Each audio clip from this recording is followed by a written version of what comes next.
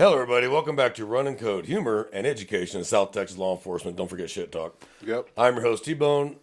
My partner, J-Man, got my back as always. To my right, J-Man. What's up? Welcome back.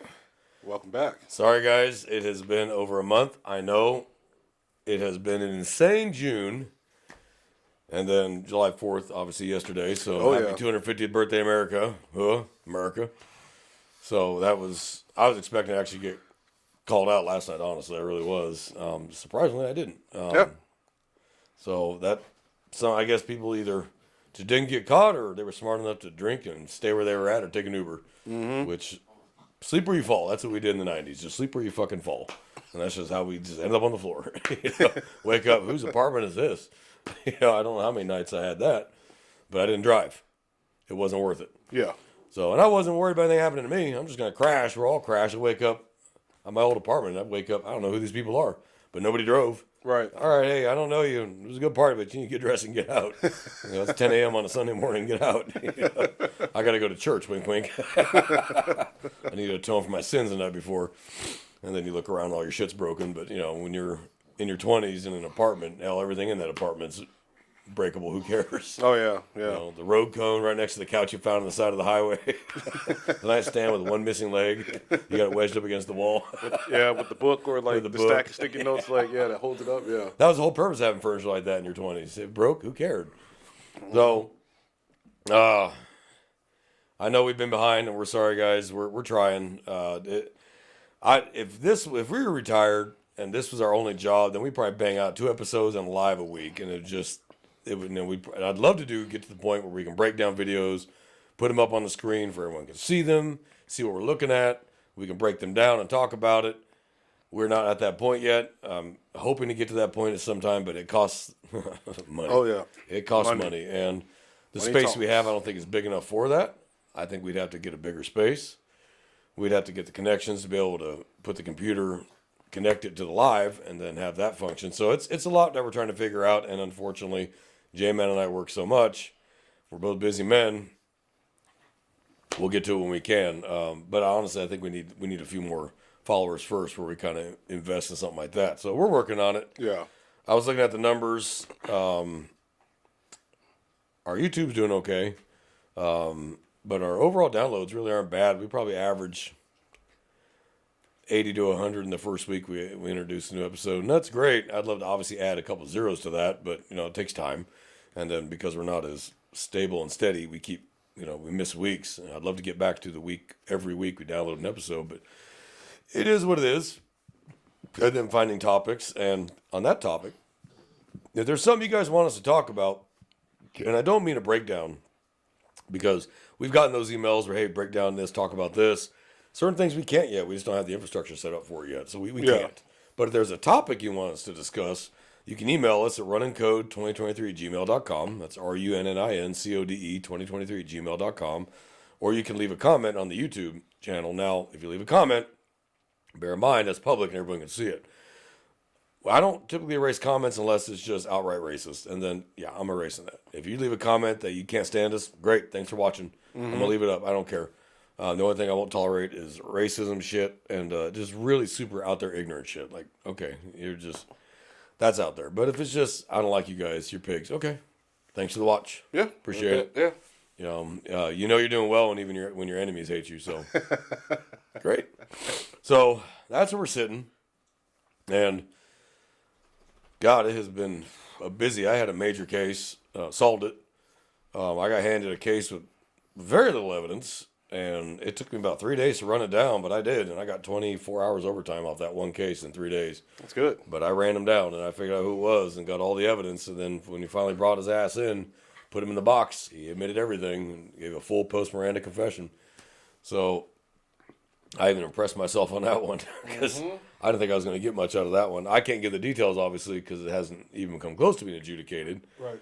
But you know the case I'm talking about. Yeah, so, it was good work. Yeah, but it was definitely good work. Holy shit, was I exhausted. So yeah, but I made about 1,800 in overtime, so I'll take that all day long. Well worth it. Oh yeah. So after taxes, still be a good 1,500. I'm not complaining about that. It's a little something extra. Yeah, absolutely. Maybe I'll go buy a new gun or something as a celebration. So there you go. As if I don't have enough guns, but hey. When everyone goes, why do you need more guns? Because this is America, and I want more guns. The founding fathers made it none of your fucking business, Karen. That's why. People ask me, why do you want a 11.5-inch barrel with a suppressor? Because it's fucking America, and I want one. I don't have to have a reason. I want one.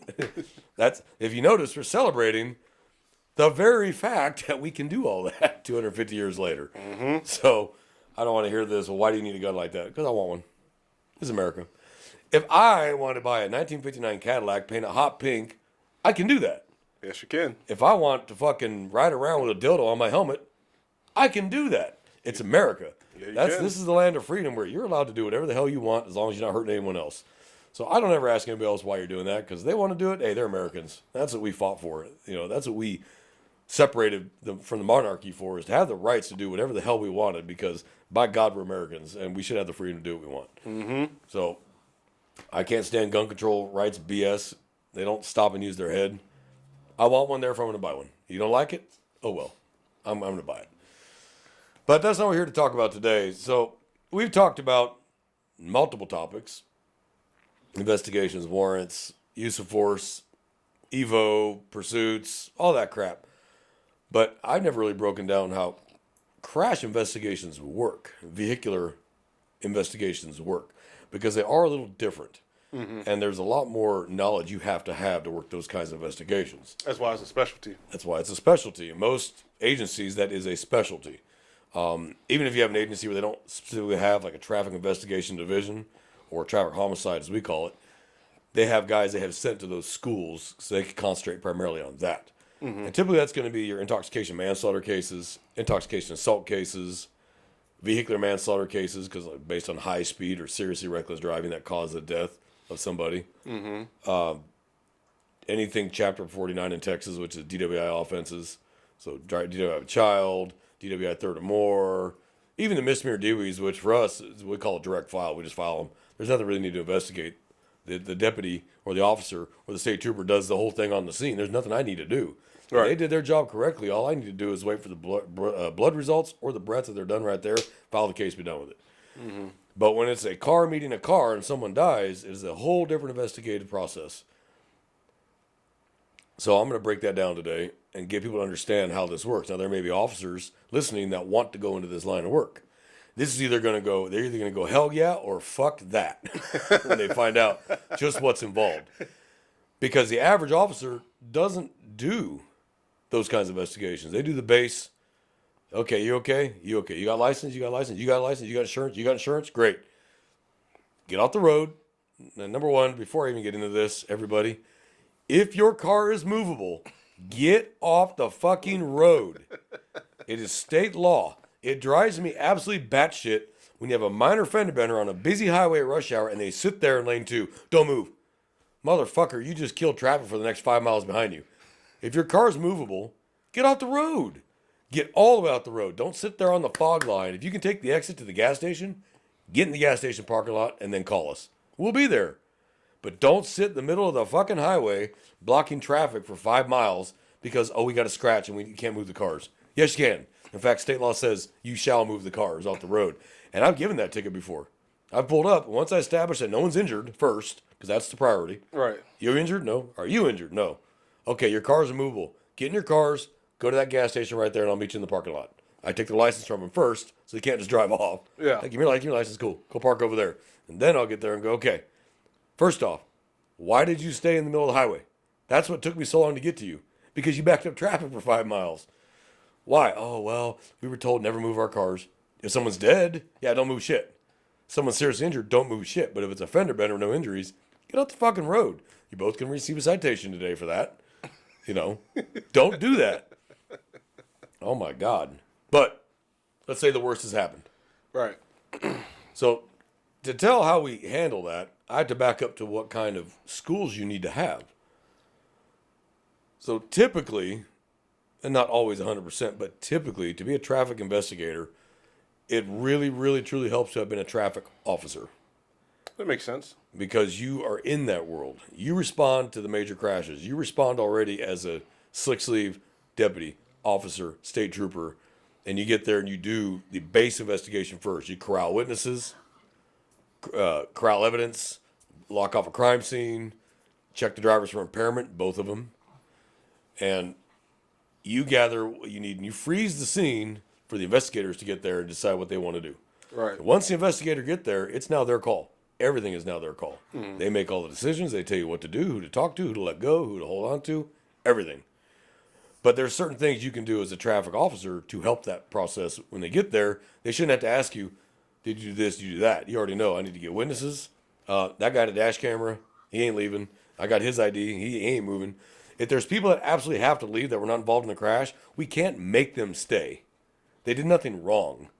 So they're like, I got to go pick up my kid from school. Like, it's 5 o'clock and my school's about to close. I got to go pick up my kid. We can't. No, you're staying.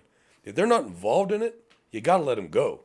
Yeah. But what you can do at a minimum is get a statement on camera. Okay, what did you see? Now, the best is obviously get all their information, including their phone number, including their fucking phone number. What is it with officers that don't get a phone number for the witness? Get their current address. I don't care what it says in their license. Get their current address and a phone number. I think it's probably like an awkwardness asking someone for their phone number. It's not awkward. Hey, look, I'm just The saying. investigator's going to follow. The detective's going to follow up with you. Can I have a phone number, please, so the investigator can call you? Pretty simple. There's nothing worse than us trying to find a phone number for somebody. Not as easy as people think.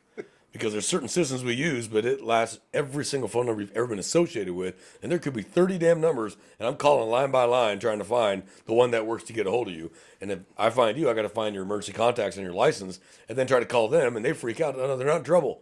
I just need them to call me. They witnessed a crash, and you're like, you never hear from them. You're like, oh my God. It's not like a universal Rolodex, like the universal Oh, I lockpicks. wish. That would life would be so much easier if we had that. I know someone is very introverted when there's only one phone number associated with their entire file. I don't trust people that have 30, 40 phone numbers. I don't trust that. Good people don't change their numbers every 5 damn minutes. As a general rule, good solid citizens keep the same phone number forever. I've had the same phone number since I moved back to Texas from Germany. I've had the same phone number for over 20 years. There's no reason for me to change it. So, but at a minimum, get their statement on camera. What did you see? Where were you at? That's a big one. Where were you at? Because, I saw everything. Where were we at? Well, I was at the gas station around the corner. Okay. How'd you see it? Oh, well, I heard it and I looked out and saw them. They'd hit. Okay, ma'am, thank you very much for your statement. You have a good day. No evidentiary value. It is very rare you actually witness a crash right in front of you. A crash happens in milliseconds. Yeah, it's quick. So it's very rare. Usually what you see, the eye catches, is the aftermath. Mm-hmm. The actual impact you rarely ever actually see, unless you were literally right behind them. So it's very rare for someone to actually see the crash. So find out from the witness, where were they parked? Or where were they driving? What was their direction of travel along with the other vehicles? Were they right behind them? Or, yeah, they have a good view of the lights. They can see, they had the green. The car in front of me had the green, and this guy shot through the intersection. Okay, that's a credible witness. Like, they were behind him. They're cognizant, mature, aware, and they were in the time, place, and location where they could actually say, I saw this. We had the green light. I was right behind that car. Yeah. Great, that's a great witness. But if they're on the other side of the intersection, and they couldn't see either light, how do they know which light was green? Mm-hmm. So that's what you need to factor in when you get with witnesses. They all want to be helpful. Everyone wants to be helpful, and that's great. But if they have no evidentiary value, you're wasting time. Find someone with evidentiary value. First thing a patrolman should do, because let's be honest, patrolmen are going to get there first. Patrolmen are going to be called first. Traffic officers may only be 5 on duty, scattered everywhere, but the patrolman is going to get there first. Look for dash cameras. More and more and more cars are putting in dash cameras. Find those dash cameras, okay? We can take the footage. We can't go through it without a warrant or consent from the owner, but we can seize it and hold it, okay? And then when we're done with it, we give the camera right back to the owner. All I need is the footage. People think, we can't do that. Yes, you can. It's called evidence at risk. We cannot risk that evidence being erased. So, yes, you can take it, but try nice first. I've had people email it. Like, they're able to pull it up on their phone. And that's great. I'm like, just email it to me. Like the little clip. And then I say, hey, can you just email, like, that clip? Email me the clip. And usually that works out a lot. Yeah, they're like, not a problem. They want to be helpful. So it's how you approach it. Like, hey, did your dash camera catch that? Do you mind if I see it? Try to watch it in front of your body camera. So at least if they become dicks about it, at least you got something on your camera. But watch it and be like, okay, that makes sense. Okay, the light is red. Okay, that car ran the light. Okay, well, that's pretty solid evidence of who caused this crash. Right. So ask him, hey, can I get a clip of that? Do you mind if you save that and we can get a clip of it? And now with Axon, and 90% of the law enforcement world is on Axon now, you can send them a link and they can download that video directly into the case file. Like, it'll go directly, so the chain of evidence is unbroken. It goes directly from the camera, from that person who's in possession of it, right to the evidence file. It doesn't bounce around through 20 different people. Because if you take a chip, if you take that memory card, that is now evidence. And you need to have a chain of evidence on it, all the way from you to the next person you hand it to the next person you hand it to the next person you hand it to, till it goes in evidence. Why do that and risk that chain of evidence being broken or tainted or challenged when you can just have them directly send it right to the Axon evidence file and it's there? And it ain't going nowhere now. It's part of the file. You've got it. So that's what I tell people. Send them a link. But don't just send them a link, okay, whenever. Stand there while they download it. Because I get these reports all the time. Community link sent to witness, and then they never sent the video. And I have to track them down and go, hey, you got that video? Oh, I accidentally erased that. Or, oh, I replaced my whole phone. Or, yes, I dropped it in the water. And you're like, fuck. So that throws into doubt everything that we're told. Because this person said they had evidence, and now it's gone. Right. So defense lawyers love that. So I'm not here to do defense lawyer's job for them. Okay, my job is to establish, was a crime committed, first off. And this is what people don't understand. I'm not trying to pin the tail on the wrong donkey. Okay, I want to know what happened. What are the facts? Everything happened prior to my arrival. If patrol is frozen the scene, and then traffic is frozen the scene, and they've gathered witnesses, and they've gathered evidence, and they go, okay, we got a bumper over here. I see the mark on the car over here. Skid mark start over here. Great. My job is to come along and piece all that together. Who did what? Right. How did this happen? Scientific evidence is great. Skid marks are great. We can do the math on those. Nothing beats a video. Because a video because you're still going to do that. Yeah. So I can have a video. I could have 12 videos all day long showing what happened. I'm still going to go measure those skid marks, and I'm still going to do the math. Because the video just backs up the math, proving that the math is correct. Right. Proving that works. So a simple 30DF math formula, it proves it. Now, the way that works, I'm going to explain that. Because I'm pretty sure the D and the F mean distance and drag factor. I was going to say. No, drag factor. I was going to say something dumb. The stickiness of the road. So let me explain that. 30DF. Man, we can make this a 2-hour episode easy. Because there's so much here, and it barely scratches the surface. Because the schools total are 6 weeks for the basic crash schools, all of them. All 4 is 6 weeks. It is a lot of math. That's good. It's a lot of math. But you have to be able to do this math to a jury. You have to be able to, on a whiteboard, in front of a jury, do this math. While they all sit there and stare at it, and you have to make it understandable. But you have to relate it. So, drag factor. What is drag factor? Little f. For those that don't know what little f is, drag factor. What that is the stickiness of the road, basically, the best way I can put it. The stickiness of the road. So hot tar asphalt on a July day is going to be real sticky, which means you're going to have that traction. So the higher the number, the stickier it is. You're never going to have a 1 unless it's like the La Brea tar pits. Okay? But the average drag factor on a Texas highway is about a 0.7 to a 0.75. That's the average drag factor. Ice, obviously, is going to be much lower. You're on ice. So it's probably going to be like a 0.2. Okay, grass, 0.4 maybe. So you have to know your drag factor because that count, and then you have to look at the tires. How much tread's on those tires? If you go look at the tires, they're bald. That's a factor because it didn't have that grip. But if you look at the car and it's got brand new tires and you got a drag factor of 0.75, that's pretty sticky. So 30 is the constant. You take 30, multiply it by the distance of the skid, multiply by the drag factor, and you got to actually pull out a drag sled and do 10 pulls on the same surface and average that up to get an actual drag factor. So that way that works. Let's say, and I'm going to break this down the easiest way possible.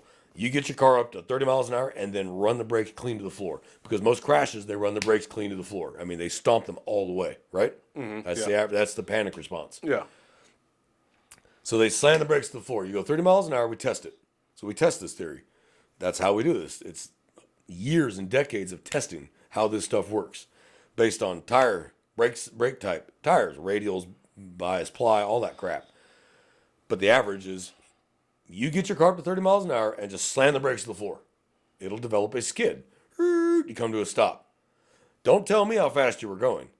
I'm going to go measure the skid from where the skid starts to where it stops, and then I'm going to apply the drag factor and the distance, and multiply by 30, and then square root that, and that's going to tell me how fast you were going. Damn. But now you hit something. Wham! That's obviously going to stop you. Mm-hmm. That doesn't mean... So when I measure the skids, all that is a minimum speed. You were going faster than that. So you just came to a direct stop without hitting anything. I can get you within plus or minus 1 mile an hour in accuracy. Okay. But let's say you slide along and slam into a car. Well, that changes the metric because I don't know how fast you were going now, but I can give you a minimum speed. I can go, well, based on the skid marks, you were doing at least 70. At least. Now I have to figure out using crush and momentum and everything else how fast you were going. And I'll get it within plus or minus 1 mile an hour in accuracy. And this is math. Math doesn't change. As long as you perform the calculations correctly using the correct formulas, you'll get them every time. Mm-hmm. So while math is great, video is great, you put it all together. So you show a jury, yes, here's the math, but there's the video as well. The video backing up what I saw. And we can do a frame by frame as well for speed. We can do a time and distance calculation using the frame rate. So whenever you get the video, you ask, what's the frame rate? You get with the manufacturer of that camera, what's your frame rate? Oh, it's 30. It's 60. Okay, great. I can do a time and distance formula using the frame rate to find out how fast you were going as you zip by. Slow down the frames and start watching and count them as they go by. That's how that works, distance and time. So there's 47-something formulas for this crap. That's not including motor vehicle versus pedestrian. That's a whole different formula set. Barsley and Appelt, and oh my God. And those that listen to what I'm talking about are probably already twitching in their eyes because they've seen those formulas and they suck. Some are better than others. Some are easier than others. 30DF is the most basic, easiest formula on the planet. But if you want to find out your feet per second, right? So how many feet per second do you go at this speed? It's the easiest calculation in the world. You take oh my God, and I'm brain farting this morning already. Wow. I could have told you this 10 seconds ago, and I can tell I'm tired. But there's a stable formula that you multiply the speed times that, and you get your feet per second regardless. And that's the easiest way to put it. Some formulas want feet per second, so velocity is feet per second. Speed is miles per hour. Velocity is feet per second. That's the difference. A little v is velocity. What was your velocity? Some formulas only need velocity, but then you just reconvert it back to get miles per hour at the end. Oh, okay. That's how it works. So camera footage, though, is getting so much more important, and that's why you get it from gas stations, dash cameras. Some guy was on the corner filming the intersection. It happened to happen right in front of him. Fantastic. Please let me have that. Look at the lights when you get there. Make sure the lights are functioning correctly. Stand there and watch the lights cycle. Make sure they function correctly. This is a factor because those lights aren't functioning correctly because they got out of sync. Maybe they both had a green. I've had two people tell me that both of their lights were green. And I sit there and I'm kind of watching the lights. I'm like, okay, so if this was just a monetary couldn't have been malfunction on both sides of the intersection, okay, how rare is that? But then that just leads me to believe, well, somebody's lying. Yes. So I had one once, so they both said that, right? They both said that. So I stood there and watched, and sure as hell, this light was still a little green when that light turned green, right before it went yellow. Okay, they both did have a green. That gives credence and credibility to what they're both telling me. Yeah. So I got a green. I did too. Turns out you both did. So it's a joint fault, which is very, very rare to have a joint fault crash because 99.9% of crashes are caused by one person doing something stupid. Mm-hmm. But every now and then you'll get a joint fault. Best way to put it, one person's in lane 3, one person's in lane 1. They both want to go to lane 2 and they move into each other. Yeah. That's a joint fault. Yeah. They both just crack. And our insurance splits it 50-50 down. Basically, look. Yeah. Hey, we'll pay yours and they'll pay theirs, and we just call it a wash. I mean, because it happens. Mm-hmm. It wasn't malicious. You didn't do it intentionally. You just both moved into the same lane together. Big deal. Okay, no one's gonna go to jail for that. Good Lord, just relax. It wasn't your fault. Right. Shit happens. Rear ending is 99% of the time the fault of the rear ender. But there's a couple rare exceptions to that. If you cut somebody off and slam on the brakes, that is not the fault of the guy who rear-ended you. You cut him off and then slammed on the brakes, which is why we tell people maintain a following distance. So there's room between the cars. That way, if someone does that, it gives you time to get out of the way. Know where the cars are around you. Leave yourself an open space to the right and left if you can. Not always possible, but when you can, leave an open space so you have a way out. Those are people that they're like in the far left lane, but they got to turn right into that parking lot that's coming up. I'm like, oh, let me just go across everybody. Yeah. Oh, that drives me nuts. So let me break down these schools. The first school you're going to go to as a crash investigator is intermediate crash. It's a week long. It's 40 hours. You're going to learn the 7 basic formulas. That's radius, drag factor, converting speed to velocity. There's 7 basic. This is just the basic crash investigation where it starts. Right. And then after you've got a little bit of experience in that, you go to intermediate or advanced crash. Excuse me. That is 2 weeks. That is 80 hours. And what they tell you from day one of that class is if you pass this, you'll pass the rest. Advanced is the hardest of all. Advanced is brutal math. You cannot get it wrong. Because you'll have formulas that build off the answer from the last formula all the way through. And if you screwed up the first or second formula and you get to the 6th formula, your whole answer is completely wrong. You're going, they weren't doing 200 miles an hour. What the hell? And you got to go back and figure out where you screwed it up and start over. Answer. Like, learn how to use your scientific calculator, let me tell you. Learn how to use that scientific calculator. That's where I learned how to use it, was advanced. I never knew how to use the parentheses and all that crap. I would do it by hand, each section. Once I learned how to use that thing, holy shit, just ding. 68 miles an hour. You know? But you still got to write down your answers because you still got to show how you did the math. okay. Because you got to defend those answers in court. Right. Because defense lawyers will bring in their own crash experts who've been to the same school as you have. And they go, no, he did it wrong. My client was only doing 38 miles an hour, not 68 miles an hour. And you're like, oh, and it puts in doubt everything you've done from that point forward. Yeah. So, ladies and gentlemen, the jury, he screwed up the math. He's not a bad officer, but he screwed up the math. That's hard to come back from. Yeah. Unless you have some sort of rock solid evidence that can't be, denied, like a video showing just a blur through an intersection of red and plowing into a car. So you go to intermediate, then you go to advanced, and then you go to a 2-week reconstruction course. And that's where you learn, oh, this means the light bulb was on. That means the lights were on. This means the lights were off at the time of impact. Or the skid looks like this. Or, it's neat. Reconstruction is really neat because it really breaks down what you're looking at when you get to the scene. Because when you get to the scene, it's a frozen scene. You got to figure out how this happened. But reconstruction shows you how to figure out. They have their lights on. It's 2 a.m. And you look at the light bulb and go, they didn't have their lights on. The lights were out. Huh, I didn't know you could tell that. Yes, you can. The filament inside the bulb. Mm-hmm. If it is straight like this, you know how filament looks like this? For those that don't know, this is what filament looks like. If it's like that, they were on. Oh, okay. If it's like that, they were off. Okay. Because that filament gets hot and it gets malleable. So the impact, it goes bang towards the direction of the impact. Right. Yep, they were on. That's just like an attention to detail thing. Like Yes, it is. Very so small. You see us, we'll go right to the taillights or the headlights, and we'll pull the headlights off, and we'll look at the actual bulb.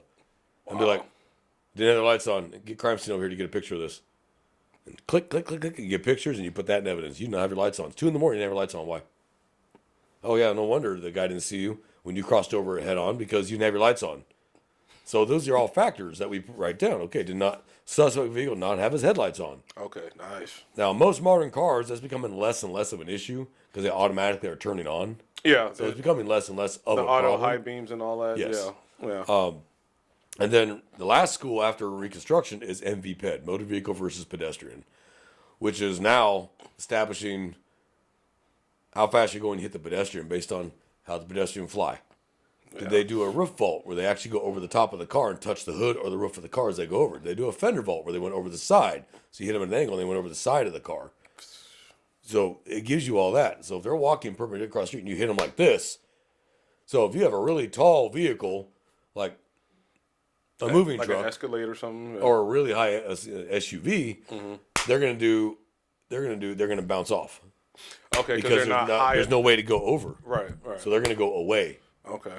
But if it's a low slung sports car or a low slung car, they're gonna go over the roof Like a the Corvette, hood, or they're going to go over the fender. like a Mustang or a Corvette or something. Yeah, so roof vault, fender vault, forward projection, and you can actually figure out how fast they were going based on the weight of that person, the distance they went from impact, because they will knock them out of their shoes. The shoes will be exactly where they were at, telling you what direction that pedestrian was walking, and you can look down and go, pedestrian was crossing from there, going that way. Now we can do a time of distance. How long does it? If we had video, we can watch the pedestrian walk, figure out how fast they're walking, how fast is this car coming. It's a whole thing. Damn. It's a whole thing, and this is why a lot of people are like, "Nope, I'm good. I don't want to do any of that." And it does take a special person to be a crash investigator, because these schools, you can't fuck these schools off. You pass it or you don't, and the instructors are not going to let you pass, because it's their reputation on the line as the instructor that they allowed you to pass, and they get subpoenaed to court to testify how they trained you. Yeah. So you better do this crap right. And you're up there just getting it wrong up on the stand, and the instructor's like, I ain't teach him none of this. I didn't teach you none of this shit. Like, And that's why training records are so very important. So what I do is I'll do the math, and then I'll pass it on to a fellow crash investigator and go, check my math. that's Now, we smart. have programs, too, that will do it for you. We have programs now. It's the modern era. I can punch everything into formulas, and it'll do the formulas for you. Just you punch in all the values. I got speed, distance, drag factor, angle, grade, all that crap. Punch all the radius of the yaw, whatever. Punch all that in, and the formulas will self-generate. But I still do it by hand as well, because I'm checking the back. I'm back checking the work. So if the computer says, yep, 68 miles an hour. My math says, yep, 68 miles an hour. I'm still going to pass it to a fellow crash investigator and go, please double check that I got the radius correct. Because the values are only going to work off the input you give it. Right. So can you please check this? Yeah. And make sure I didn't get any of this wrong, that I didn't get a value wrong, that I didn't do the radius wrong on the yaw. And then they'll back check and go, yeah, man, I got 68. Okay, well, now it's computer, me, and him. I can live with that answer. But if he's like, I'm getting 10-mile-an-hour difference. Okay, I screwed something up somewhere. What did I screw up? Either he screwed up or I screwed up. But I got to go back and figure out, how did I screw up? Or did he screw up? So you got to get a chord and a middle ordinate for the yaw. Figure out how fast they were going when they started yawing out. The middle ordinate. Yep, chord and middle ordinate. And you got to measure, and it's a whole process. It's called 15 RF, and that's a whole different, than 30 DF. I was a D student in math. I was not the smartest kid in math. Neither was I. I will tell you, I learned more math in intermediate crash investigation than I did in 4 years of algebra in high school. I learned it in a week. But the instructor we use in the state of Texas is one of the best instructors on the planet teaching this stuff, and he's the one we use. All of our investigators go through him because he's that damn good. Right. He will make you understand this. He doesn't just spout the shit to you from the board and go, now pass it. He will break this shit down, and he will not move forward until everybody understands it, because it builds on each other. And that's the kind of instructor this man is. This is the guy that we send our shit to, like, can you back check my work? And he'll still do it. He's retired now, but he will still do it. Yep. Oh, you're good. You got it good.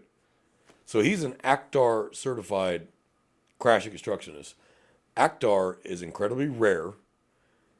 The amount of knowledge you have to get an ACTAR certification is insane. And most people fail it the first 1 or 2 times. Damn. It is an 8-hour closed book test. 8-hour 8 test. hours. You pass it. If you add ACTAR, you are a subject matter expert. Insurance companies will drool to get you on their staff. Defense lawyers will pay you big money to go through their crashes, like commercial fatality crashes, stuff like that. Can you go through all this? And, oh, yeah, your client wasn't doing 100 miles an hour. I don't know what was wrong with that officer, but your client wasn't doing 100 miles an hour. He was doing 75. Speed limit 75. And then they're on the stand tearing apart your whole case because you did it wrong. So, and I've done commercial. Commercial's different. Commercial's wholly different because the weight, the amount of tires. There's a whole different set of math for commercial. Now, the formulas don't change, but it's the factors that change to get into those formulas. You got 18 tires to the 4. Yeah. You got 80,000 pounds versus 5. So your kinetic energy, don't get me started on kinetic energy and momentum, but you're talking millions of foot-pounds of force hitting. Right. So it's a whole different ball of wax. But, so what I do, so what you should do for a patrolman listening to this, when you first get to a crash, freeze the scene. Don't let fire move fenders and start sweeping it. Okay, let me back up. If it's a fatality crash or a serious bodily injury crash, then don't let anyone touch anything they don't have to touch. Now, if fire needs to cut a car apart to get a wounded person out, you can't interfere with that. You got to let them do their job. The life comes first. The part that ticks me off is it'll be a fatality or a serious crash. Like, they may still die later. Just because they're alive right now doesn't mean that won't change later. I'll get to the scene, and firefighters are sweeping up, throwing car parts in cars, and I'm having a stroke now at this point because all that needed to stay where it fucking was. Right. And now I got to figure out, watching everybody's cameras, where the hell this crap was. I shouldn't have to do that. So what I tell people, what I tell the patrolmen and traffic officers is mark shit. Get your can of paint and mark crap. Because they move it, I can at least put it back and measure. But I just have to answer for that. Yes, it was marked, and then fire moved it. I've moved it back to the markings that was applied by the officer on scene. It still leaves some doubt, but I can fight that. Never thought about that. But if you just pick up fenders and bumpers and just throw them into the car, you're killing my case by doing that. Stop touching shit. Don't kick shit around. Don't kick headlights around. Don't kick fenders around. Leave the crap where it's at because I need to see the scene as it sits. Or the assistant officers, they drive, but they drive over the debris. Yes. Back those fire engines out of my fucking scene. If you get there first, patrolman, hear me now. If you get there and you get to the car first and they are clearly deceased, don't let fire drive into the scene with their fire trucks. There's no reason to. They're clearly deceased. I mean, clearly deceased guys, heads in the backseat kind of thing. Okay? Make sure, because life is still priority. But if you get there and they are clearly, obviously deceased, they are assuming room temperature. Okay? Don't need fire trucks driving into my scene over the skid marks and over the impact scene. Stop them. Give me one medic. One. Walk them into the scene. They get a strip. Walk out.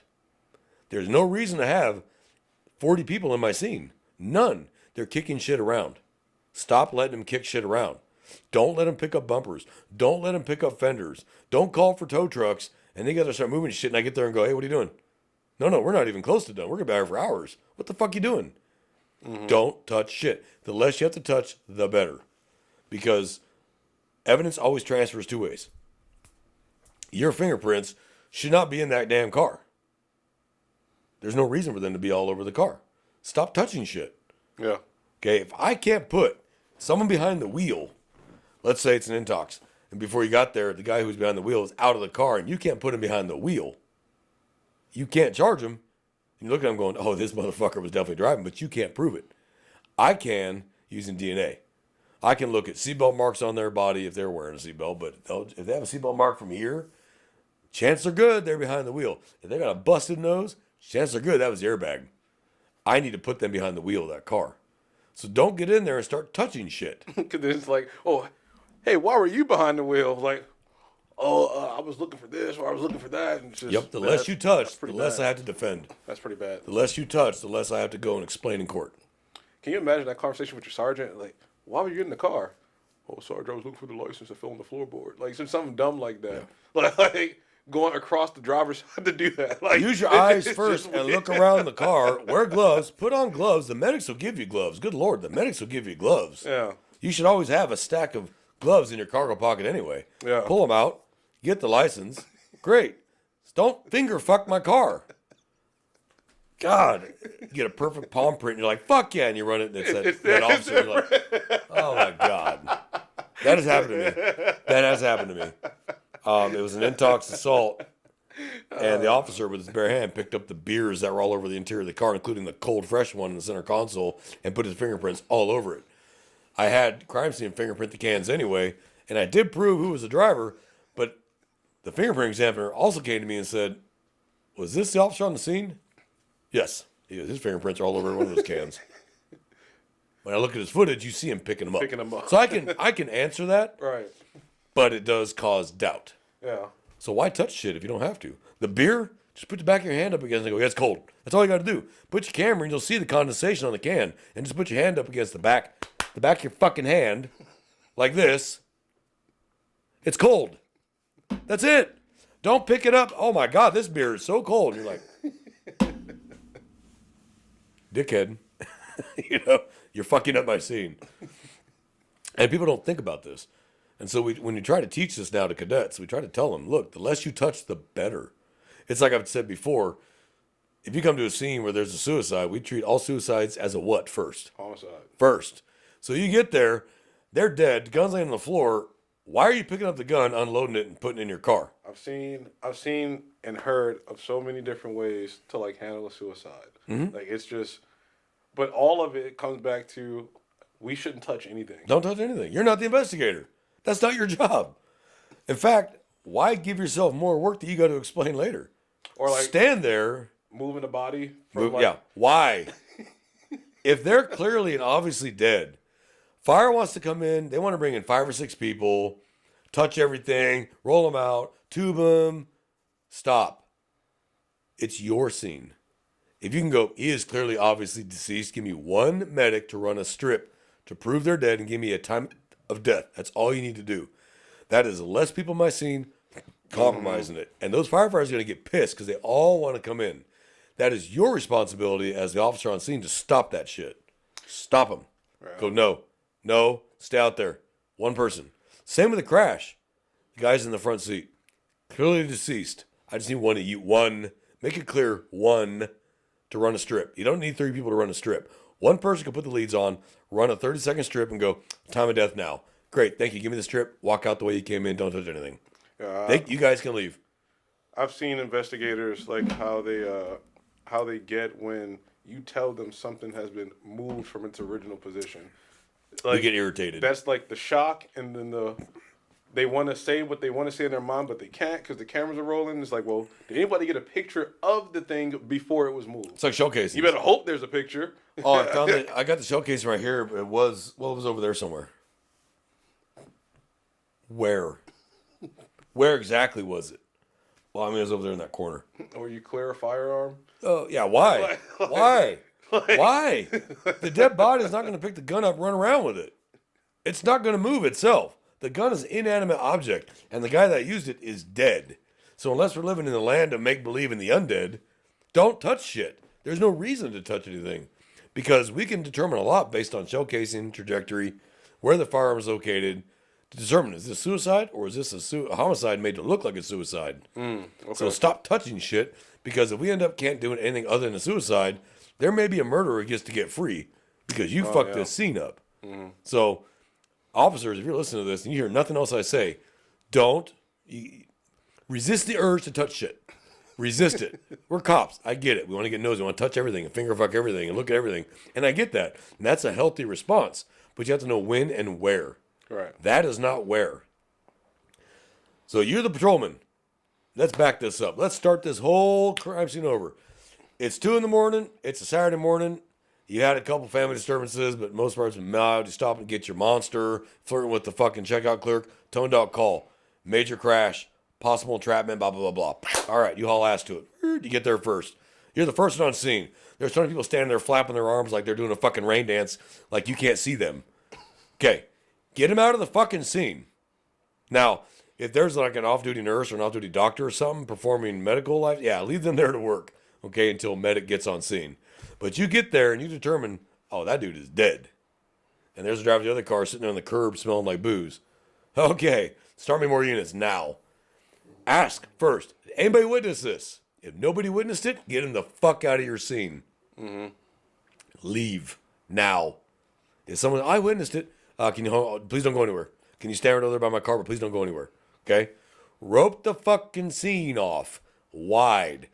We can always collapse the crime scene, but you can't open it wider. Make it huge and let the investigator make the decision to make it smaller. So if it was just one impact right in the dead center and the cars just stayed there, make it huge and let us decide you can bring it in a little bit. Right. Now, if there's no reason to bring it in, yeah, leave it the way it is. We're good. Just leave it the way it is. Gives us room to work. Okay?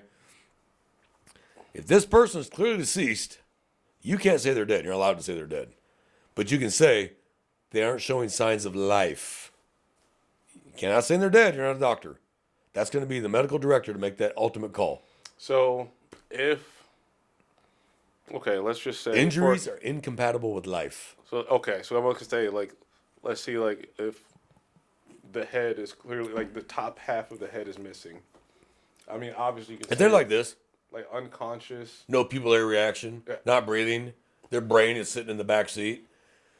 What you say on the radio is their injuries are inconsistent with life. Okay, there you go. Okay? You're not saying they're dead, but you're saying they're dead. But don't say, hey, their brain's in the back. But say, hey, yeah, their brain's in the back seat. Don't say that because the media is listening to your radios too. Yeah. Okay? And the last thing that a family wants to hear is that Yeah. the hard way. Yeah. So leave it off the radio, but you can use your phone. Hey, Sarge, this dude's brain's in the back seat like he's deceased. Rope the scene off. Have another officer go talk to the other driver and establish, are they impaired? Are they injured? What'd they see? Get their damn statement now while they're in shock. Because the truth will come out while they're in shock. Don't give them time to recover and then start thinking, oh, fuck, I fucked up. To like backtrack. And, Yeah, like, get the create answer a now. story. Yeah. So if they start changing it, well, earlier you said this. And now you're saying this. So which one was it? Right. Okay, it gives us an inconsistency to work on and actually develop maybe some reasonable suspicion into probable cause that they might have been impaired or they caused this crash based on reckless driving or whatever. So leave an officer with that guy. Don't let him leave. Do not let him leave. Make sure he's not injured because, again, that's the priority. Get the medical attention. Have an officer stand there with him while he's getting medical attention. He ain't not free to leave. That is not a witness. That's the other half of this crash. Do not let them leave. Right. Do not turn around and go, where'd he go? I think he walked off. Oh, fuck me. Good luck proving impairment you find him 2 hours later. Yeah. Yeah, man, I was so freaked out. I went to the gas station, bought a 12-pack of beer, and slammed it down. Fuck. Your whole case just went to shit. So now you get no justice for the victim because you didn't do your job and you were sloppy. So this stuff requires you to do your job. And you don't have to like it, but this is what your job. So you froze the scene. Now, maybe your agency doesn't have traffic officers. But by and large, most big agencies do. So let's say you're a big agency that does actually have a traffic unit. Traffic unit will show up and probably start marking the scene, find the skids, try to find the point of impact, evaluate that driver for impairment or intoxication, smell if it smells like booze in this car because you smell the blood coming out of their body. You can smell the alcohol in the blood in the car. Oh yeah, I can smell the alcohol in the blood itself. I can smell it. Like, well, this guy's, I don't smell anything and he seems sober. That one doesn't usually work that way. The drunk usually survives, but every now and then the drunk will die and the innocent person will live. And that's the best outcome there is.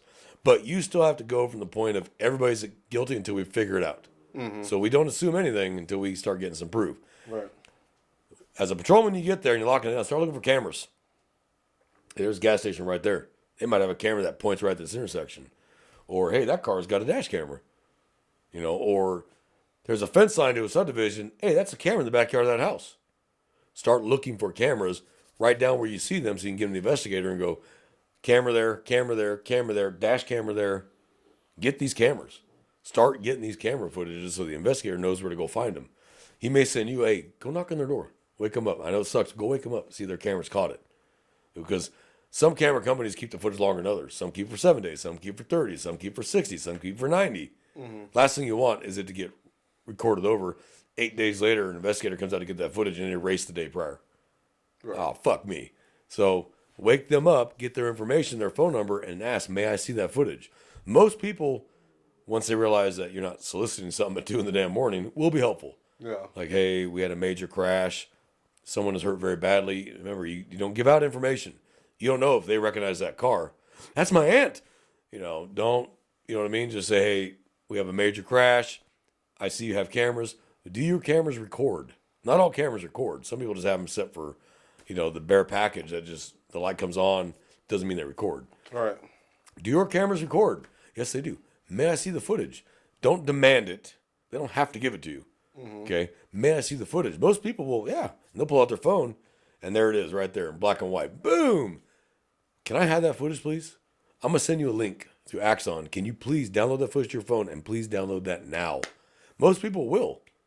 But if you wait a week, they forget about it, or they've erased on accident, or their camera's overwrote, and then me as the investigator come along and knock on the door. Oh, yeah, that footage is gone. Oh, fuck me. All I have now is what the officer saw, and hopefully wrote a good report what he saw, or hopefully showed it in front of his body camera where I at least be able to kind of half-ass watch it. I want the original file. with the best definition I can get. Because the recording of recording is not great definition. Mm-hmm. Even 8K recording 8K is still not great definition. I want the original 8K file. If it's 8K, most cameras aren't. But every now and then, I've had really good dash cameras that were like 4K or 6K cameras. And I mean clear. And you're like, holy shit. You can see the look on the face of the person as they're spinning around as you go frame by frame. Oh, okay. That's the best evidence there is. Yeah. As they're holding a beer, as they're sliding around, you're like, hey, look at that. He's holding a Coors in his hand. Is he? Well, down here it's not going to be a Coors. Down here it's going to be a Bud Light. Bud Light. Or Michelob. As they're spinning around. Ugh, Mick. Ugh. Yeah. So Ugh. now the traffic officers get there. They start doing their thing. They're going to establish point of impact if they can, or at least area of impact. So AOI versus POI.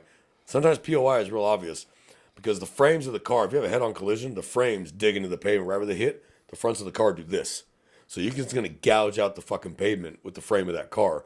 You got a pretty good shot of going, that's the point of impact right there. Both frames gouged into the pavement because they hit and bounce off. Okay. Cars don't just hit and stay. If they're going fast enough, they're going to bounce back off each other. So you may have a 5 or 6 foot, 7 foot, 8 foot separation between the vehicles. So they're going to hit and bounce off to come to a rest. But you look between them, and there's the gouges in the pavement. That's your point of impact right there. That's how they hit. And then you look at the cars, how they hit. Was it head on? Was it like this? Was it like this? Was it like this? Was it like this? Was it a T-bone? What was it?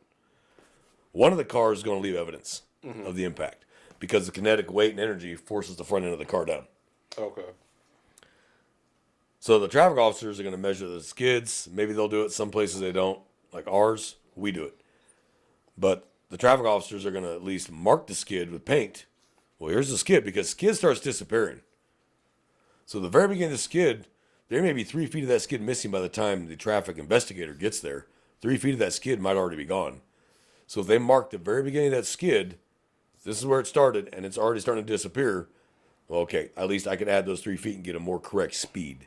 Okay. Because everything's going to boil down to speed. Honestly, everything, almost all these formulas are to find out S. Speed. That's what they're there for. Speed. So they'll measure skid, or not measure skid maybe, but they'll mark skid at least, mark a point of impact, start looking where was the impact occurred, checking out the driver, and then they call for the traffic investigator. The traffic investigator shows up on the scene. Hey, we got this. That's a witness. They're staying on scene. We got this camera footage. This is what we saw. That's your point of impact. Here's the skids we saw. This guy's hammered, and we've already done an SFST on him, and yeah, it ain't good. And from preliminary, it looks like they caused it. Our job as the investigator is to establish who's at fault. Was it criminal? Who is at fault, and was it criminal? That's 2 things we're looking for. Just because you're drunk doesn't mean you caused the crash. All right. You still have to be at fault. So there's some misconceptions in this world about, oh, if you're drunk, you're automatically at fault. No, that's not the case. The drunk could have been driving straight, and this other person sobered on the phone, went right head on. They crossed over and hit them head on. And we can see what side of the road the impact occurred by where the point of impact is at. Just because he's drunk doesn't mean he caused the crash. Right. So for him or her, it would just be a DWI. And the other person that died, it was just an unfortunate and sad crash. Right. And family's like, oh, no, they're drunk. Automatically their fault. No, it is not automatically their fault. That is not how that works. You still have to be impaired and the cause of the crash for an intoxication manslaughter, intoxication assault. You have to have both prongs to do that. And for DWI, what do you need? Impaired on a public roadway and in the motor vehicle in whatever county you're in. Now he's DWI. Did he cause the crash? Now it's intoxication manslaughter. So you have to be both impaired and the cause of the crash to get those charges through. And families will call me, that's bullshit. They were drunk. Yes, ma'am. But then they should be charged. They can't. They didn't cause the crash. I'm sorry to tell you that your sober relative caused the crash, but they caused the crash. They were texting and crossed lanes and hit the drunk head on. Yeah, it's not okay the drunk was there because he was drunk, but they didn't cause the crash, which I can only charge them for DWI. I'm sorry. And they will throw a wall-eyed fit. And I get it. I understand that because that rumor's been around for as long as cars have been around, I'm sure. The drunk is at fault automatically. Not true. Now, in a civil trial, that's a whole different ball of wax. The civil trial, the defense attorney for the plaintiff will say, if they were never drunk, or if they were drunk, they shouldn't have been on the road. This crash never would have happened. So therefore, My client deserves $5 million. That's how that works. But criminally, you have to be the cause of the crash and impaired. That's simple. End of story, whether you like it or not. They'll sue you to DWI. They're not going to just get away with it, but they're not going to get the felony 2 intox manslaughter Right. or felony 3 intox assault. They're just not going to. I'm sorry. You're not going to. And it's hard to explain that to families because people don't understand how the law actually works and how it's applied. And that's our job to know how it's applied. But you should be able to explain it. Right. So instead of just going, that's how it is, and walk away, maybe sit down and go, let me explain how this works. So that at least they have the understanding. The other reason for that is you don't want to run into the media. The media is just as uninformed.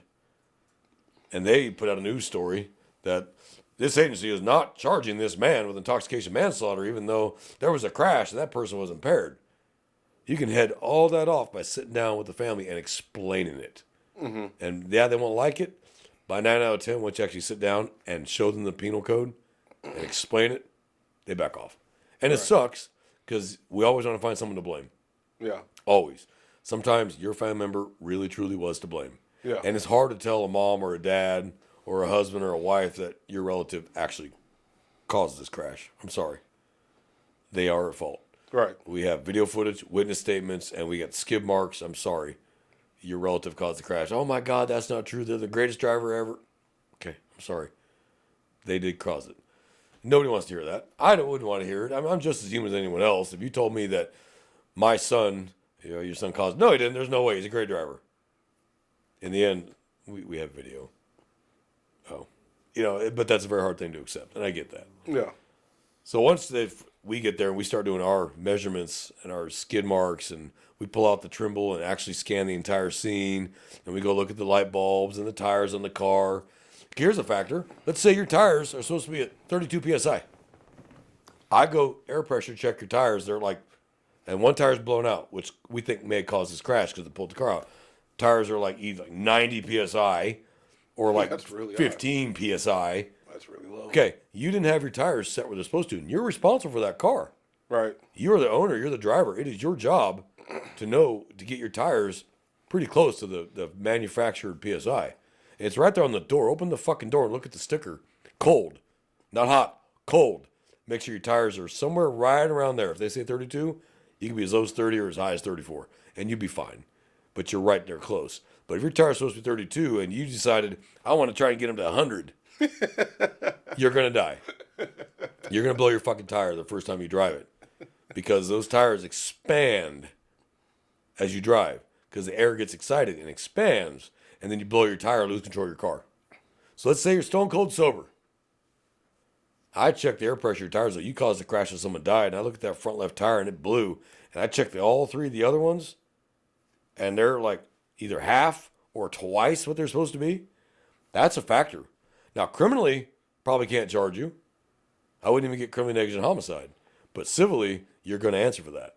Right. There's a very famous lawsuit that happened out in West Texas. It was Hankook Tires. Hankook Tire is a very well-known, worldwide known Korean tire brand. Mm-hmm. They make good tires. They really do. The lawsuit came from the fact that they were driving down the highway, tires blew, several people died. They tried to sue Hankook, but the investigators were like, all these tires were bald.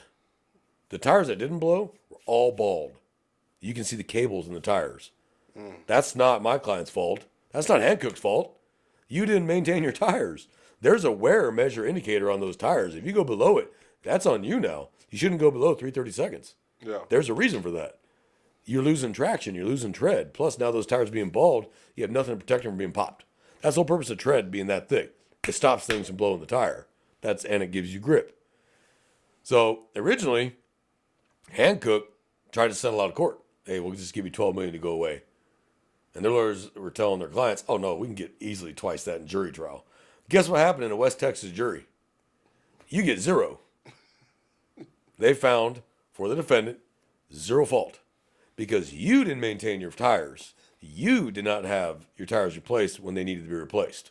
Mm-hmm. And they got $0. And Hankook was willing to give them $12 million just to go away. But their lawyer got greedy. Yeah. So now they still got to pay their lawyer, and they don't get a dime. Yep. So I do check that. When I look at the tires and they're popped, I'm going to check the air pressure on the remaining tires. If I look at it, all the tires are not popped, but they're bald, that's a factor. And that goes in my report. Vehicle two's tires were all bald below the tread measurement. I measured the tread on these tires. Front left was 132nd. Front right was 332nd. Left rear was 232nd. I'm going to check that shit. I'm going to look at the manufacture date on the fucking tire. There's a little 4-digit number on the tire that tells me when that tire was made. If that tire is 10 fucking years old and it blew, that's probably why. It's a dry rotted tire. Rubber doesn't last forever. Right. So you have to look at that shit. So for those that buy your tires, when you go to Direct Tire or Discount Tire, or you buy tires at Walmart, or you buy tires on Amazon, look at that 4-digit little code. It will tell you what year, month that those tires were made. If they try to sell you a tire that's already 2 years old, no. Tell them absolutely not. Do not put that tire on my car. That tire's already 2 years old. Even if it hasn't been driven, it's still sat for 2 fucking years. Rubber needs to flex and move constantly to be good. Mm-hmm. This is like a car. If you let a car sit for 2 years, all that rubber, because it wasn't used, freezes and starts cracking. And that's when you start getting oil leaks and everything else. Right. Cars have to be driven. They're designed to be driven. Heat is good. It keeps that rubber malleable. Same with tires. So when you go to buy your tires, look at that fucking code and go, okay, this tire was just made 2 months ago. That's a good tire. This tire was made 3 years ago. You ain't putting this tire on my fucking car. Give me another tire now. If they don't have any newer tires, go somewhere else. Go somewhere else. Even if you got to spend $10 more, you get a new tire that has a far better chance of actually surviving and lasting you. Because tires at 2 years old already ain't good. Depends how much mileage. But if you have a classic hot rod you only drive once a month, tires will be fine. You're at least driving them. But if you have a daily driver that you're putting on 300 miles a week, going to and from work, and those tires were already 2 years old when you put them on the car, yeah, they got all the tread in the world, but they're already 2 years old. So I just want to put that out there. Good information for people to understand is to read that tire code. Yeah. I bought a tire off Amazon. I crossed my damn fingers and I got that tire. Looked at the tire code. That tire was brand new. Whew. Okay, that's a good tire, and I took it and had to put on. But if I got that tire and it was 2 years old, hell no, I'd have sent it back. Oh no, there's no fucking way I'm putting that tire on my car. It's old. Yeah. So people don't factor this. They don't think, because they don't teach this stuff anymore. They don't teach in driver's ed anymore. We don't have shop and auto anymore where they actually teach this crap. Because I was going to high school, we still had auto. We still had shop. Driver's ed, they taught you all this crap. They taught you how to check the air pressure in your tires. Now they have warnings. Don't drink the coolant. No shit. Don't drink the fucking coolant. But I remember when manuals on cars actually told you how to adjust valves. Now they tell you don't drink gas. Like, what the fuck? We as a race became so fucking stupid that we need to be told don't drink gas instead of how to actually fix your car.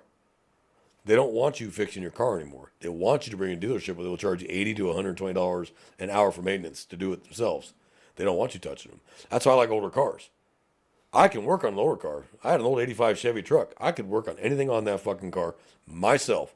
Mm-hmm. I can pull the heads off, the transmission out, redo the clutch, change the starter out, the generator, alternator, generator. That one had an alternator, I think. But I can do it all myself. You can't do it now. I open the hood on my car, and I'm like, okay, that's an engine. I have no clue what the rest of this shit is. I don't even know where the fucking air filter is on this car. And they've done that on purpose. They don't want you touching it. Now, certain manufacturers I will trust more. Like, if you get a manufacturer that says, we have a bumper-to-bumper warranty for 10 years, 100,000 miles, that's probably going to be a pretty good car.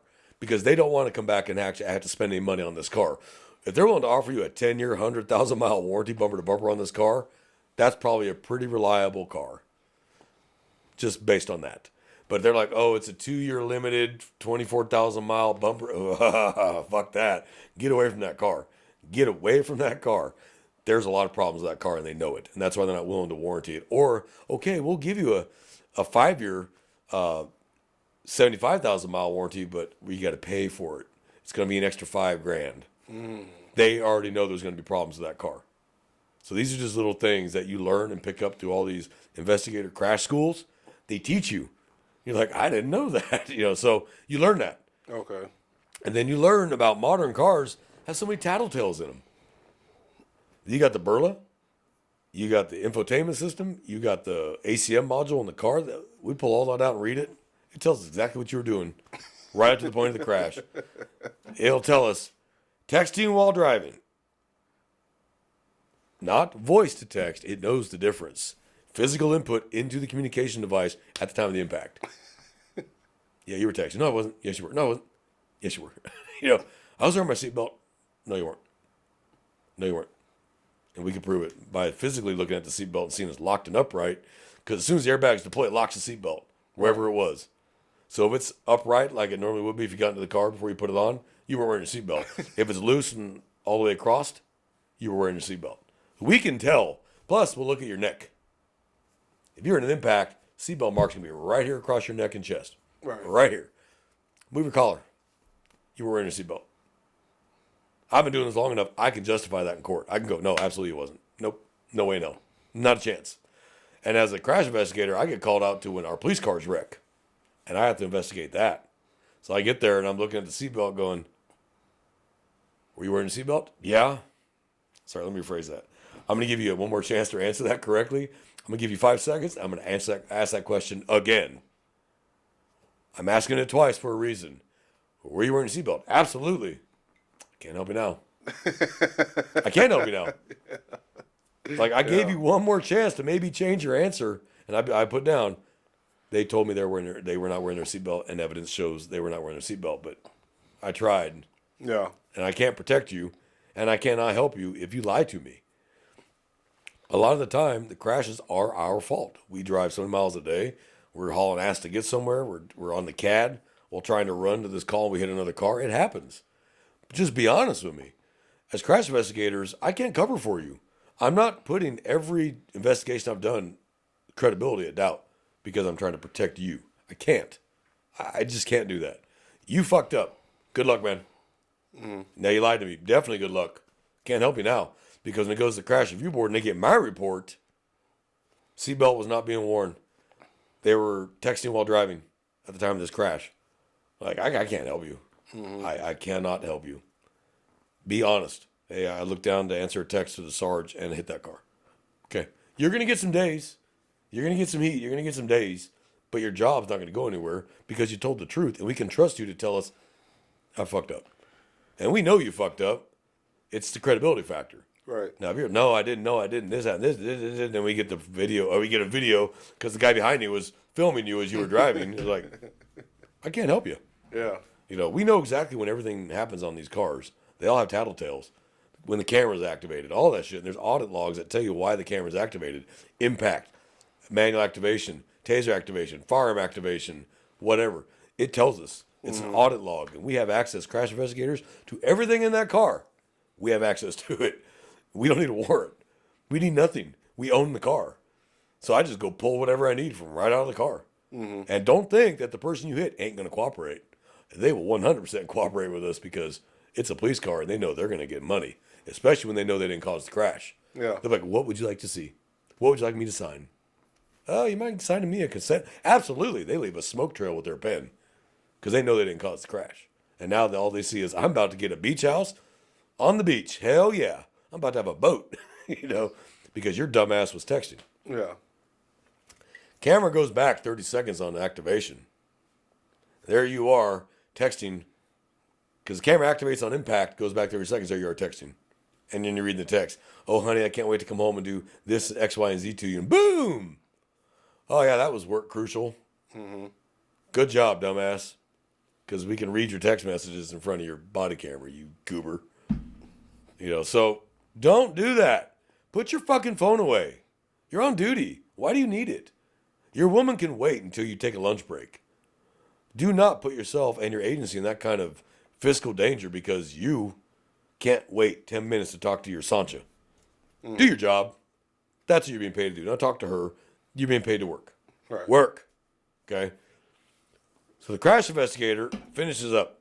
We get all the evidence. We get that light bulb that shows the lights were out in the car. We get the video evidence secured. Doesn't go anywhere. Measure the skid marks. Trimble the scene. Finally do everything. The driver's impaired. Traffic unit takes the driver off. Handles their business. SFST, blood warrant, whatever. Let's find out intoxication. We book them based on the evidence we got on the scene that the drunk did cause the crash. Person is dead as a result of that. Intoxication, manslaughter, so on and so forth. Finally, call the tow trucks. That is the best sentence that everybody on scene wants to hear. Start tow. We're done. Right. If I'm keeping the car for evidence purposes, it's going to go to a different tow yard, and somebody has to escort that evidence all the way to the secure tow yard. It cannot let it out of their sight. Yeah. Only until it is finally placed inside the secure evidence lot and sealed can you now leave. Yeah, makes sense. Because we're going to go out later and we're going to pull the Burla on that car. We're going to pull the ACM on that car. We're going to look at it in broad daylight now and see if anything's changed that we can see in the daylight. Like, holy shit, look at that red streak of paint down the side I couldn't see last night in the dark. Holy shit, that matches the other car. All this evidence. We're going to go back out and look at it again. We may even bring crime scene back out and take daylight pictures. Nothing wrong with that at all. I'm going to get a search warrant for the Burla and the ACM, and I'll have that downloaded and get that data. Were you texting? Were you doing 95 miles an hour at the point of impact? And the highest speed limit in Texas is 85, and that's on 2 roads in the entire damn state, and neither one's in this county. So the max speed limit in this county is 75, and that's middle of nowhere. So 95 automatically is going to be a problem. Yeah. Because you're already at the reckless point. You're 20 over the highest posted speed limit we got. Right. So speed is a factor. But speed alone doesn't mean they caused the crash either. So you got to factor all this crap in. Tow's gone. Road's cleaned off. If there's biohazard material, we call fire department back out to hose the road off. Because family will come out the next day. And the last thing they want to see is blood and guts still in the roadway. We've had that happen. And that's a hard phone call. When families call, what the fuck? And you're like, yes, sir. Yes, sir, I'm so sorry.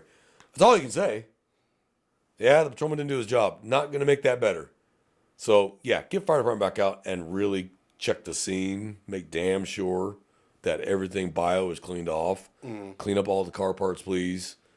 You know, once the scene's broken down, though, you ain't no getting it back. Now, we may go back out the next day in daylight and take another look at it. If we marked everything correctly and we PK nailed everything and marked everything correctly, we can go back out the next day, have traffic units shut down that road and look again at it in the daylight. Or I can get a drone up overhead in the daylight and look down at the scene and look at the skid marks from an overhead perspective and go, oh, that makes more sense. Couldn't see that at night. I can see it now. There's nothing wrong with that. As long as you can say, yep, these are the same skids from last night. Right. Nothing's changed. If we paint them, they will be the same skids. Like, there's the skids. Because some busy intersections, it's hard to establish what skid came from who. Like, crap. There's 10,000 skids in this intersection. Yeah. Or you get the ones that do donuts in the intersection all the fucking time. And then there's the straight skid across, and you're like, well, fuck, which one was this? Right. So at the scene, you got to walk it back from the tires all the way back. So there's a whole lot to it. I'm sure anyone listening right now is probably rolling their eyes like, oh my God, no more, please. Now you know how it feels from our side. So give your traffic investigators a break, okay? Trust me, they don't have it as easy as you think they do. Homicide is actually simpler than crash investigations. Believe it or not, homicide is really in depth, but it's simpler. Us, math, science, physics, kinetic energy, momentum, speed, weight, Right. drag factor, grade. You're like, eyes rolling in your fucking head. If you got to do momentum, you got to get the weight of the car. So don't toss car parts from the other car into the other car. I need to weigh that car and see what it weighed at the impact. So don't take the bumper from the other car and toss it in the fucking other car. Put the parts where they go. Because what I got to do is I got to get that thing weighed, which means I got to go have a tow truck, go get weighed. Then I got to have them go pick that car up and go get reweighed. And then subtract the difference. Right. And go, okay, this car weighs this much. Then I got to find out what the driver weighed and the passenger weighed. And I got to add that weight. Now I have a true weight of that car. Okay. That's So stop taking bumpers and fenders and tossing them into the cars. Or when they sweep it all up at the cat litter and they just throw that bucket of cat litter in that car, I'm like, no, that's responsibility of the tow company to keep that. That's not our responsibility to hold that. That's their responsibility to keep that. So don't let them do that. Okay, make life easier for your traffic investigators because the ultimate goal is to hold the right person accountable for what happened. right. And if you're not doing your job correctly and that person walks because you didn't do your job correctly, that's a hard thing to look at the family after an acquittal because they're going, that officer failed to do his job. And now you feel that tall, if you even give a shit, and you failed to do your job. Well, I can't help you. And I'm not going to try to help you either. You did that. I didn't do that. Yeah. So come on, guys. Let's do your job correctly. Okay. So that's all I wanted to talk about today. I could do a 3-hour episode on really in-depth crash investigation. Right. I'm not a crash investigator instructor. Let me make that clear. I'm not, and I'm not going to pretend to be. But I know how it works because I've been to all the schools and I do this. Sadly, I have to do this quite often. Sadly. I'd love to do it less. I'd love to. Man, I haven't done one of these in a year. No, I do them enough to where it's still pretty fresh, and that sucks. There's times I have to go back through and do some practice ones just to keep the formulas fresh and how you do it. Some formulas you may use only once your entire damn career. Others you're going to use all the time. So you already know what you need to get when you get on scene. I need to get a drag factor. I need to get an angle and grade of the road. I need the weight of that car. Da-da-da. It's not all done that night. Some things do get done the next day or the day after. You got to have a tow come back out, pick up the car, go get it weighed. Or you have your commercial vehicle enforcement guys actually go out to the tow yard, put the portable scales underneath it and weigh the car.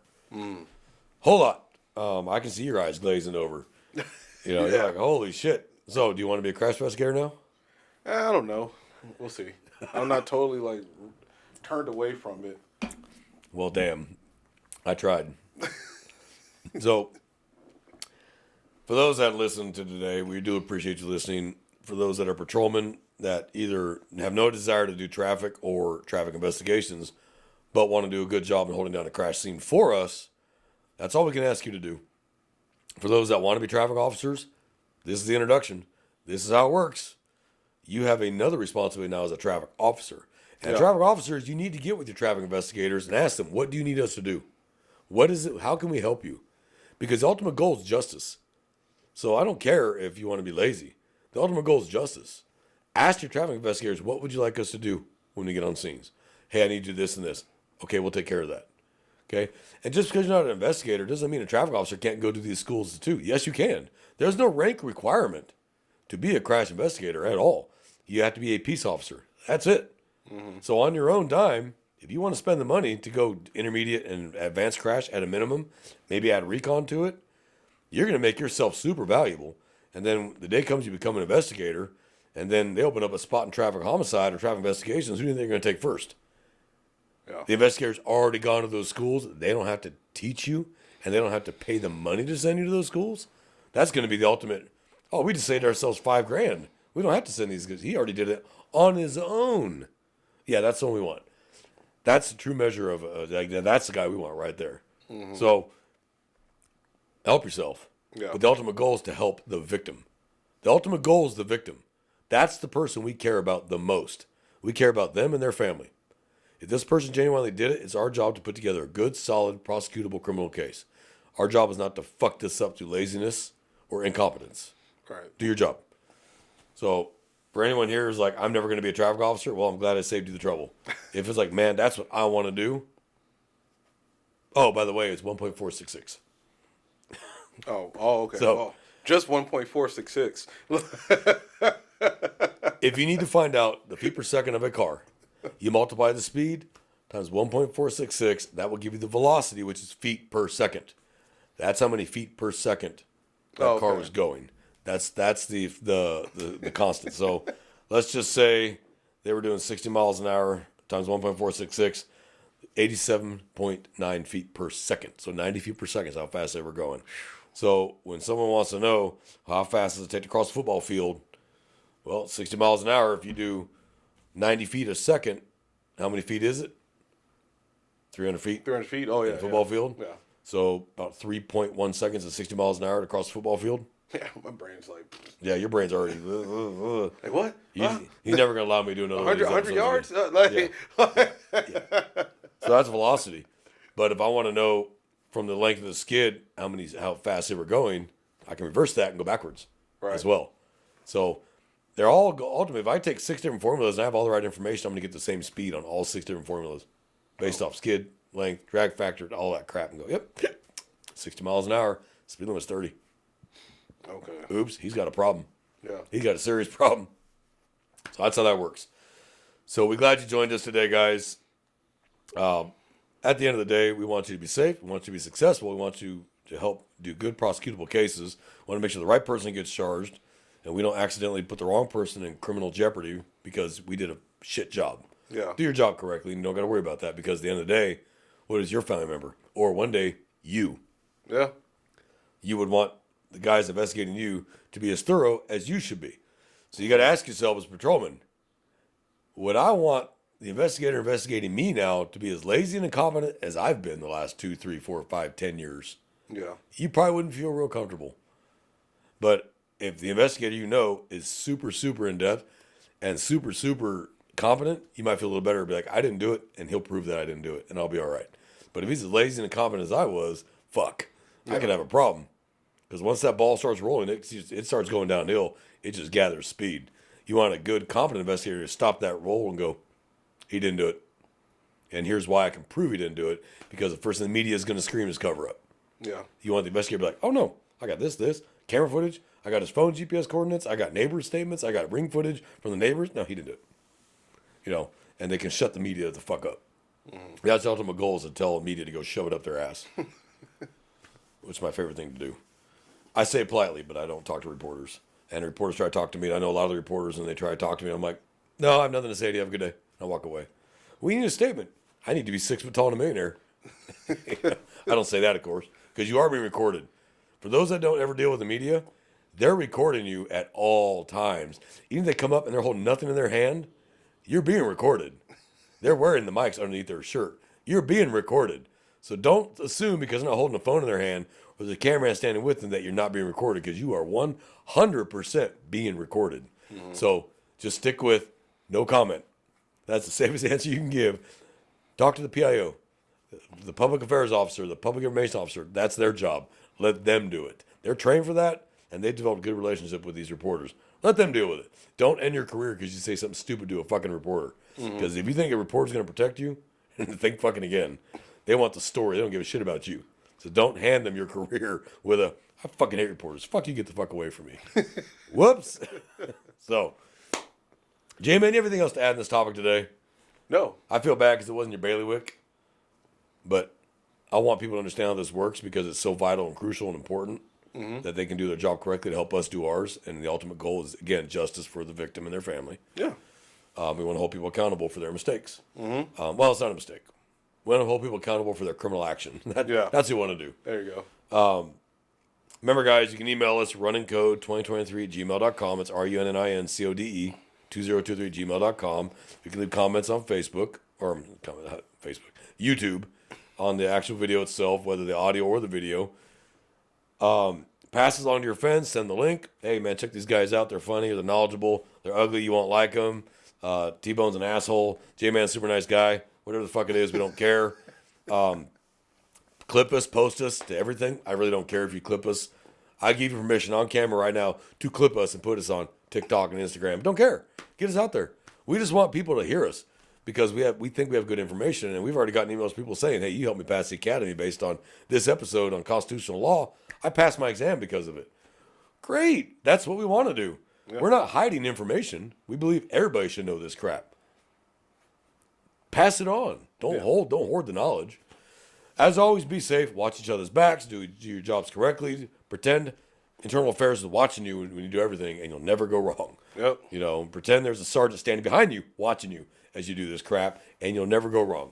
The day you think no one's watching is the day everyone was fucking watching you. Yep. So please take care of each other. This world's getting only more dangerous. The job's only getting more dangerous. And honestly, the job's starting to die because we've allowed that. All you can control is you. Control you and do your job. That's all we can ask. So, J-Man, you got anything else to add? Nope, that's it. Well, guys, it's been a heck of a week. We thank you all for joining us on this beautiful Sunday, July 5th. And I got nothing else, and we're out of here. Yep.